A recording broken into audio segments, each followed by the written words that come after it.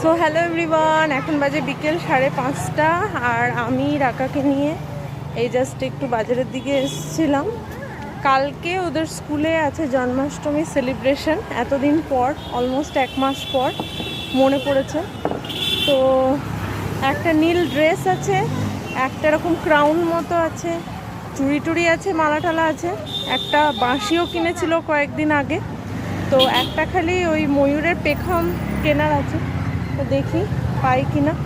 চলো, যে দোকানটায় আমি মানে সব থেকে বেশি আশা করে এসেছিলাম সেই দোকানটাতে তো পাওয়া গেল না, ঠিক আছে। আর আরও কয়েকটা দোকান আছে, ওটাতে দেখে নিই।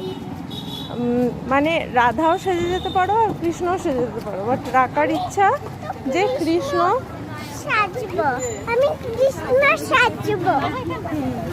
তাহলে মা কিনে দিচ্ছে, সেই চেষ্টা তো করছি কেনার। তাই বলেছি যদি না পাই তাহলে লাস্টলি এটাই করব যে আমাদের একটা মানে আঁকতে হবে। করবো একটা লিপ। হ্যাঁ, লিফ না বলে ওটা ফেদার, ওটা পিককের ফেদার। আমরা ড্রয়িং করবো একটা ফেদার। তো সেই একটা পেখম আঁকতে হবে, তারপরে কালার করতে হবে। তো দেখি বাড়ি অবধি যে কটা দোকান আছে ঘুরে ঘুরে বাই বাই বলে দাও। Bye bye and happy teachers কালকে। কালকে স্কুলে জন্মাষ্টমী হবে। Bye bye and happy Janmashtami.